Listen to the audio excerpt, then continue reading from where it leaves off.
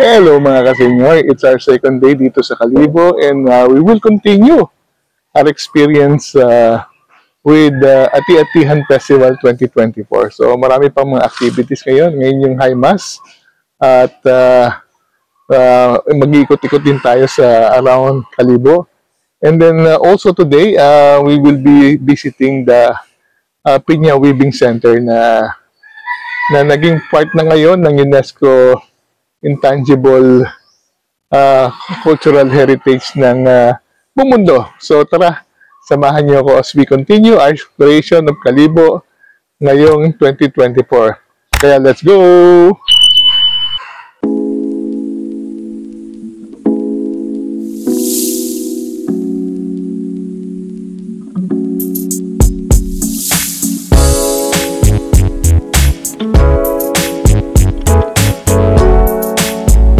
Dito tayo sa Casa Verde, nag-overnight. Medyo malayo lang, mga 10 minutes from the center. At it's a bed and breakfast, kaya mayroong breakfast. Uy, ano to? Longganisang Kalibo tsaka egg. Tara, siguro breakfast na tayo dahil going to be a long day again dito sa Ati-Atihan Festival 2024. So, breakfast na tayo dahil bread and breakfast yung hotel natin. Meron tayong longganisang aklan. Parang chorizo siya ng ng Cebu pero hindi ganong katamis. Dapat to may suka. Buhok mo doon ng sukan to ba si kuya? Prop. Okay, it's second day of Ati-Atihan at tuloy pa rin ang parada. I think these people just came from the church and then ito yung mas solemn na parada. Kahit alam po masama yung takal mo. Yeah, no? Oo, sensitive ba naman ang kaso sa akin?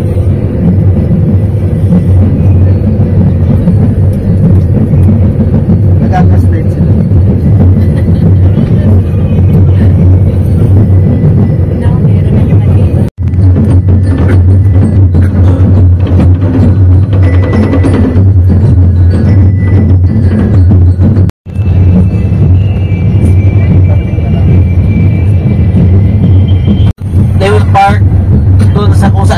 Drop off kahapon, which is dito mismo malapit sa Ati-Atihan Gallery. So again, just in case, the bus will just be in this area. Pwede nyo namang hanapin. Okay, thank you.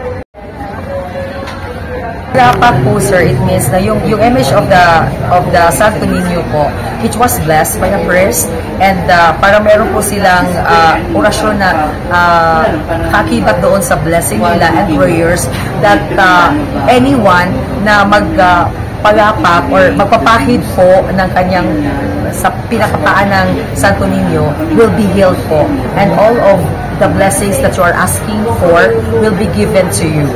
Yun po yun. That's the reason why po na halos most of the Kalibunan and Aklano people and the devotees were there po para yun po yung wini-wish nila for themselves and for their loved ones as well. Okay.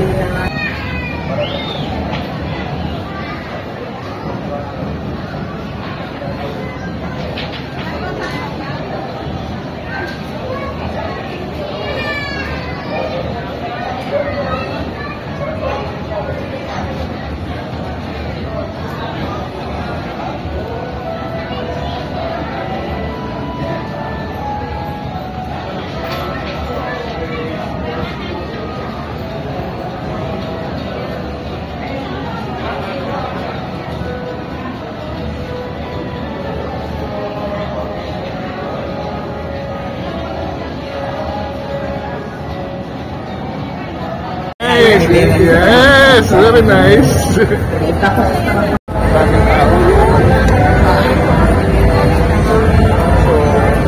Let's just go with the flow.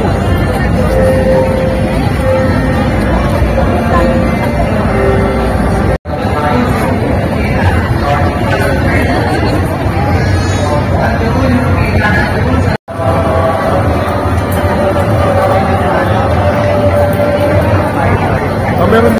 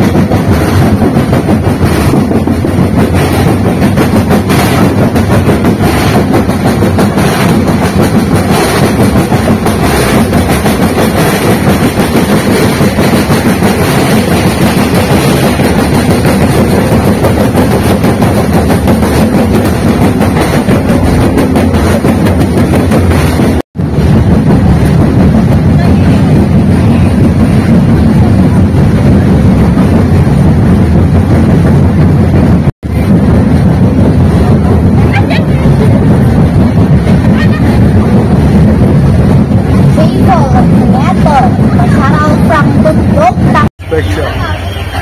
Ano to? Thank you, ma'am.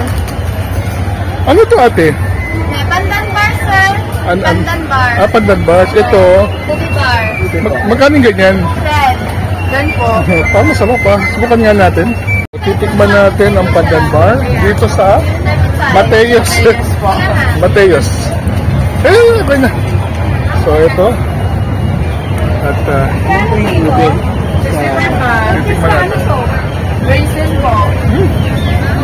Lasang pandan. May mga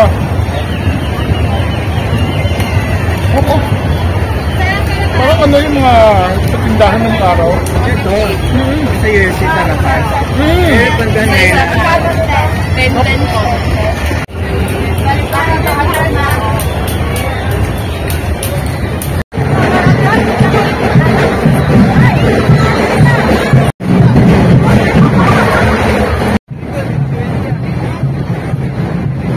Maraming food offerings dito. Ito ay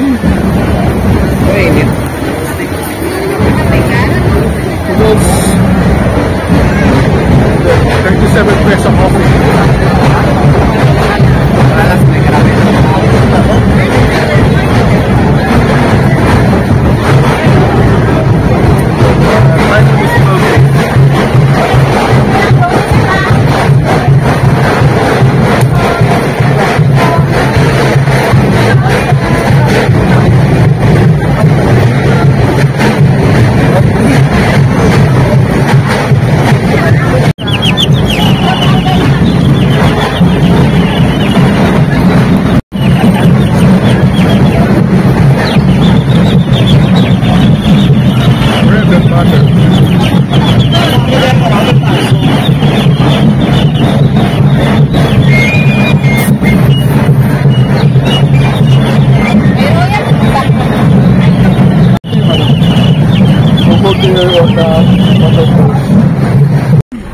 That was the ancestral house of our former board member of the province of Baclan.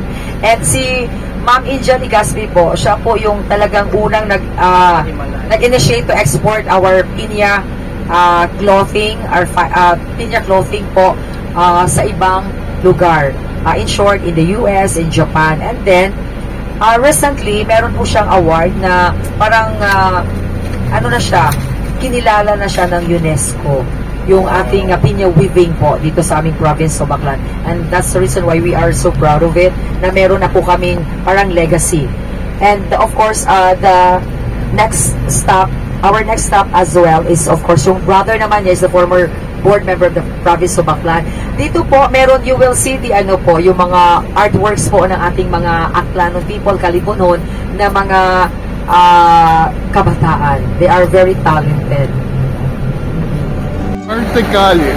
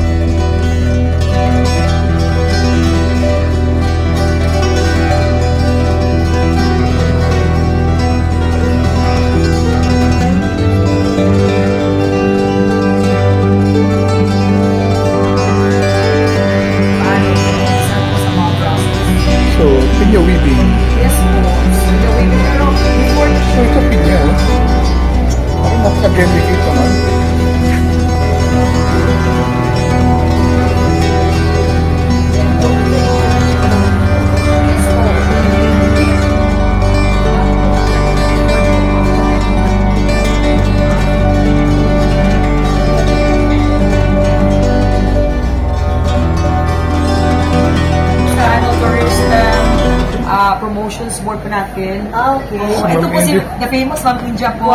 Gusto po niya dapat ikamaba na yan. Gawad manlilika. Uy, inominate na. Hindi yata ako qualified doon. Bakit ito? India. Ano siya, lolo ko kasi Ilan taon na po yung bahay na to? more than, parang late 40s yata yung ano. So, mga 80 years na yung bahay na to. Wow, tibay, ha? So this is the house of a carpenter and a weaver. Yung lola ko is the daughter of one of the 19 martyrs. Wow. Yes po. So, he is one of the daughters of the 19 martyrs. And ito yung bahay nila ng lolo ko. So, she's a weaver and my lolo is a carpenter. Pero, hindi sila yung naghihirap na karpintero. Because yung mga good deeds ng aking lolo is umabot ang blessings hanggang sa amin. So, we have 7 children and everybody became superintendent of schools, Doctors. Lawyers, publishers, writers. Wow. Halos lahat sila. And they know how to draw. Kaya minana na rin namin lahat ng kanilang mga talents. Yung weaving po dito sa Kalibo, gano'n na siya katagal? There are 5 generations na. And pinya has always been the material, so ibang materials ang... Pinya. Why pinya? Yung gusto namin malam. Yun ang kasi kinagisnan na namin yun. And we really prefer the second fiber. Yun yung only 25% from a leaf. And then yung rough fiber is 75%. Dati yan ginagawa lang ng buhok ng mga santo, yung mga icons. Pero lately when I developed the piña seda, and everybody is doing it now, so hindi na namin tinatapon yung piña bastos. But the premium one is yung piña liniwan. And it has been practiced for centuries. Dito lang, may mga innovations kasi at this time. So may mga silk and piña, yun yung piña seda. Husi. Husi din ang tawag sa silk. And then merong cotton and piña, sari-sari ng innovations. Kaya this time, kahit na very traditional ang weaving namin, we have to innovate to keep up with the contemporary use ng mga pinya. Is there a specific pinya variety? Red Spanish. Red Spanish, hindi pwedeng tiyatatim sa doll yung imported na American. Okay.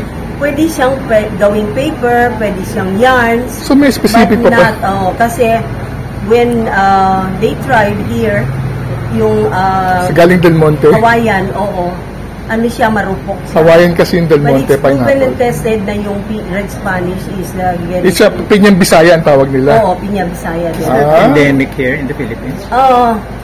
It's not endemic, but but as long as been here for generations. Kailan, nung dumating ang mga Spanish from meron ng galleon trade. Pero maybe it's the galleon, not really galleon, parang mga previous kasi may mga Portuguese, Arabs, even Chinese. Wow. So, ayun. Is it the same as the one in Capiz? Oh, which one? There was a pinya there. May walang pinya. Kasi Aklan was part of Capiz before. I see. So, ang production ng pinya is dito talaga. But then, we again separated. Kasi in pre-Spanish, 3 lang ang province sa Panay Island. Wala pa yung Capiz. Irong-Irong, Iloilo, Hamtik, Antique, and Aklan. 3. Noong panahon, hindi ko alam kung panahon ng Castilla or during the American period na mayroong Capiz. So we were part sa province ng Capiz noon. The fruit is not And then in 1956, we were separated again. So we are the oldest and the newest province ng Panay Island noon. Hindi po edible yung fruit. Anong tawag po sa pattern nga uli na yan? Argyle. Argyle. A-R-G-Y-L-E. It's a wide variety of patterns. Oo. May mga innovations na rin kasi. Pero yung traditional. Yung traditional is ringgit, pili, sombrado, tablero, yung mga ganyan. Tablero is checkered naman siya. Open work, plain weave, open work, kaya parang checkered siya. We have our own Aklanon language. So, meron kaming special pronunciation of two vowels together. Yung diphthong. D-A, E-O. So, Ruanwang, with the Carabao. Ruanwang, garug, sagugan. So, the Carabao is swallowing in the mud. So, yun. So, kung itry ninyo mag-pronounce nun, meron kayong dugong aklan. May DNA kayo. Kung kaya tayo mag-pronounce. So, the word aklan, Habuyan po. Habuyan is habugan. Habugan. Oo. Yung yung tang mo is umaatras lang. Hindi siya dumidikit sa ibang ano. Sabi nga, bakit po ba unique ang Akyanon as compared to the Kinaraya and the Hiligay? Kami lang. Yes. And in relation to that, ano pong truth na si Dato Bangkaya daw has a list? Yung nabasa mo na rin yan. Diyan ako nagpo-protesta. Kasi, sabi ko, kung may diferensya kami, or bakit yung ano is, bakit ang Ilocano, pag sinabi lang, Wen Manong, ang dila nila is umaatras lang na ganyan. Wen, di ba? Wen. O, may diferensya sila. Di ba? So, I don't believe. At saka, yung nagsasabi nun, ano siya? Foreigner. So, how do they know na may diferensya? Kung nagsabi man ng isang tao, it doesn't mean everybody may diferensya nga because of that one person. So, akal. Akal means yung ripples ng river. Okay. Yung, hindi dumang dagundon. Yung flow ng river na maingay. So, para sa bababol. Same with Maragondon. Madagundong. Dumadagundon. Maragondon Cavite is based on Madagundong. The akal nga tubig, it's either boiling or the river is like, it's yung parang nag-ano ng may sound. Aling river po dito? Ang Aklan. May Aklan River? Oo. There are two rivers. Ganyan. Kaya merong that's how you pronounce. Bago, this is painted on pinya? no, this one is on paper. On rice paper. Ganitong kapa rin ito. Kayo po nagpinta niya? Oo. May mga similar pa rin sa baybay. Kayo po nagpinta niya? Oo. Wow, congrats. Ang ganda. Oh. Kasi yun, yung mga Chinese painting kasi influence ko eh. So, ano ma'am yung... Ayun. Painted on pinya. Pasma, what's the meaning? Puwera pasma is puwera po, sana hindi tayo magkasakit at hindi tayo mag-stop yung ating merrymaking and dancing and our faith to the Little Santo Niño. So puwera pasma, sana naman sa 1 week celebration of the Atihan, tayo ay healthy pa din to give back naman to to give back to the Little Santo Niño na lahat ng wini-wish namin ay maangkin namin. Yun po yun. Yun ang pinaka-simplest form of the meaning of the puwera pasma. Puwera pasma, puwera po, sana hindi tayo magkasakit. And we continue our panaad. Panaad is our faith to the your Santo Niño. Pasma is sakit. Pasma is sakit na, yung pong arthritis. Yun po siya. Yan po yung parang yung pinaka-near po na explanation behind the word pasma. We are now in New Washington and we will be having seafood lunch. Ito pala yung lugar na to is kilala sa mga talabahan. So, hopefully makatikim tayo ng talaba. Masarap yan talaba dito. Malalaman natin later. Ano na restaurant ito? So, let's try and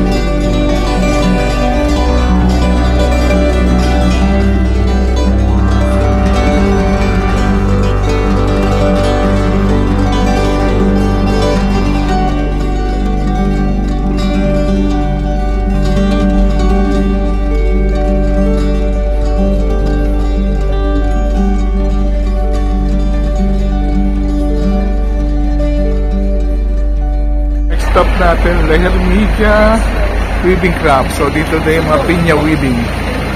Let's see.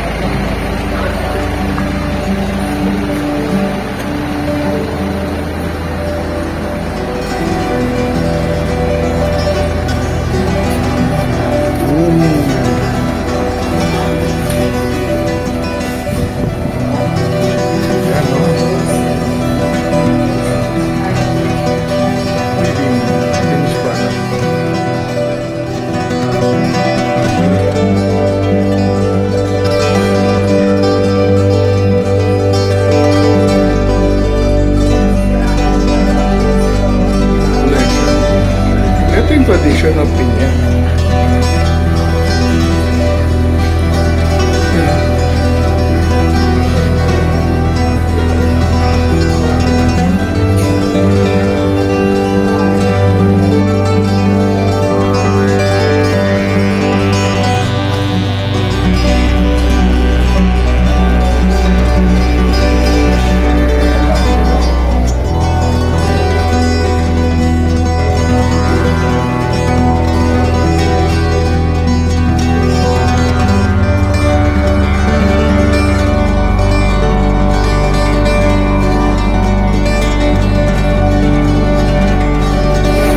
Alin po dyan yung pinya?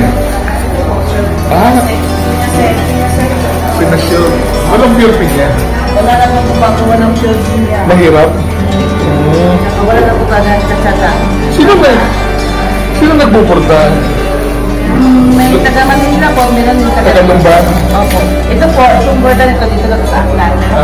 Itong langalan po. Tapos ito mga po na po. Lumban. Kalado? Ito kalado, halo po yan. Ito, sa Lumban na ginagawa. Shoutout sa mga taga-Lumban.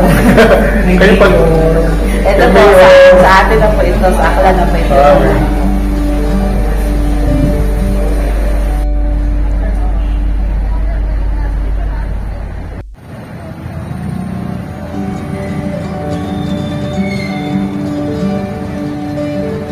City Mall.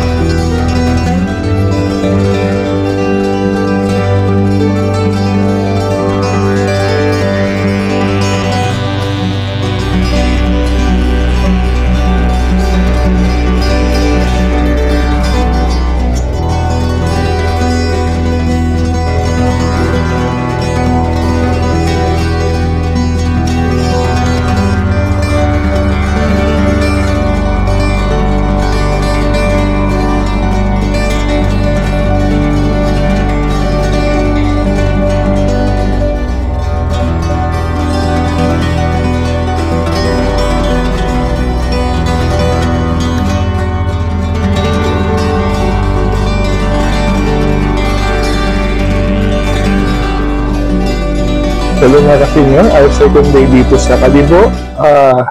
Watching the atihan is about to end. Pero mamaya konti, lalabas ulit tayo pero mag-dinner. Pero the second day is also very hectic. We started very early. Pumunta tayo uli doon sa may festival area, particularly doon sa may simbahan. At nakita na natin kung gaano karami ang tao at lahat ay sumasamba, may mga dalang Santo Niño at nag-enjoy at mag-participate. Katatapos lang ng misa kaya ang dami pa talagang tao sa may simbahan area. Na-witness natin yung tradition nila ng paipak. Paipak yata, tawag doon kung saan may mga Santo Niño at pinapahid sa katawan ng mga devotees. We were lucky enough na nagpa-paipak din tayo. After that, mag-join ulit tayo ng parade dahil tuloy-tuloy talaga ang parada. I think for the last 2 days, talagang walang tigil ang parada ng mga ati-atihan. Palipot-lipot dito sa Kalibo. And then, after that, nag-ikot-ikot tayo doon sa mga plaza area. Nakatigim tayo mga pagkain na talagang masasarap dito sa Kalibo. After that, pumunta tayo ngayon doon sa bahay ng isa sa mga proponent ng pag-develop ng pinya weaving industry dito sa Kalibo. Nambit natin si Nanay Inday de la Cruz na talagang 6th generation na ng mga habi. At kinuwento niya sa atin kung paano ang proseso at kung paano nagsimula ang paghahabi ng pinya dito sa Kalibo. At narinig din tayo na maraming istorya about Kalibo na talagang ang sarap kausap ni Nanay India. After that, pumunta naman tayo sa ating lunch venue doon sa New Washington na tabing dagat. Siyempre, tabing dagat nakatingin tayo ng mga seafood like hipon, ano pa ba, talaba. Ang sarap ng talaba dito. And then after that, pumunta naman tayo sa museum ng mga, parang tabak or yung itak. And then last stop natin ay ang display ng mga pinya woven fibers dito sa Kalibo. So, ang ganda ng ating second day uli at very hectic at natutuwa tayo na ang ati-atihan at ang paghahabi ng pinya ay talagang tuloy-tuloy ang pagyayabong dito sa Kalibo. With that, I'd like to thank you very much at natutuwa ako na i-share ko sa inyo ang gandang experience, ang Kalibo experience at ati-atihan at ang pinya experience. Maraming salamat sa panonood. Travel while you head. Until next vlog. See you soon!